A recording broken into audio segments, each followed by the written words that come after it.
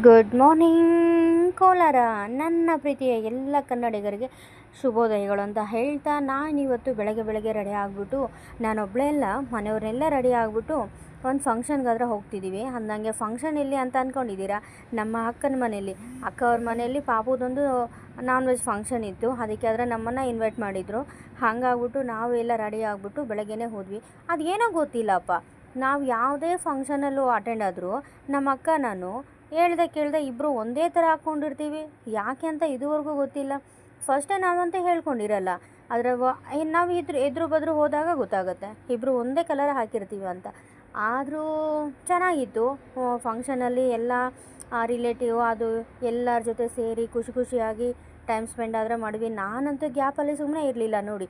ಅಕ್ಕನ ಮಗಳ ಜೊತೆ ಅಕ್ಕನ ಜೊತೆ ಸಿಕ್ಕಾಪಟ್ಟೆ ಖುಷಿಯಾಗಿ ರೀಲ್ಸ್ ಆದರೆ ಮಾಡ್ಕೊಂಡಿದ್ದಾಗ ಅಷ್ಟರೊಳಗೆ ಎಲ್ಲ ನಾನ್ ವೆಜ್ ಊಟ ಎಲ್ಲ ರೆಡಿ ಆಗಿತ್ತು. ಅಂದಂಗೆ ಊಟ ಏನು ಅಂದ್ಕೊಂಡಿದ್ದೀರಾ? ಮುದ್ದೆ, ಮರಿ, ಮಟನ್ನು, ನಾಟಿ ಕೋಳಿ ಸಾಂಬಾರು, ಬಿರಿಯಾನಿ, ಕಬಾಬು ಸಿಕ್ಕಾಪಟ್ಟೆ ಮಾಡಿದರು ಐಟಮ್ಸ್ ಎಲ್ಲನೂ. ಆದರೆ ನಾವು ಲಾಸ್ಟಲ್ಲಿ ಜೀರ್ಣ ಆಗಲಿ ಅಂತ ಹೇಳ್ಬಿಟ್ಟು ಅನ್ನ ರಸಮ್ ಕೂಡ ತೊಗೊಂಡ್ವಿ. ಎಲ್ಲ ಊಟ ಎಲ್ಲ ಮುಗೀತು. ಹೇಳಿ ಕೇಳಿ ಕೋಲಾರದವ್ರಲ್ವಾ, ಮಟನ್ ಅಂದರೆ ನಮಗೆ ಅದು ಬೇರೆ ಲೆಕ್ಕನೇ ಇರುತ್ತೆ ಬಿಡಿ.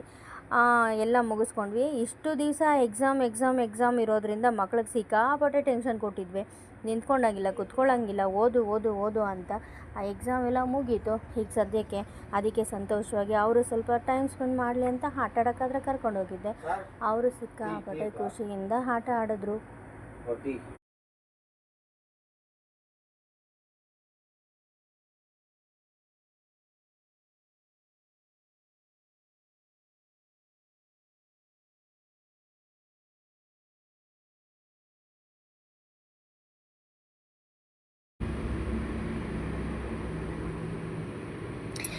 ಏನೇ ಹೇಳಿ, ಮಕ್ಕಳು ಆಟ ಆಡ್ತಿದ್ದಾರೆ ಅಂದರೆ ನೋಡೋಕ್ಕೆ ಎರಡು ಕಣ್ಣು ಸಾಕಾಗಲ್ಲಲ್ವ.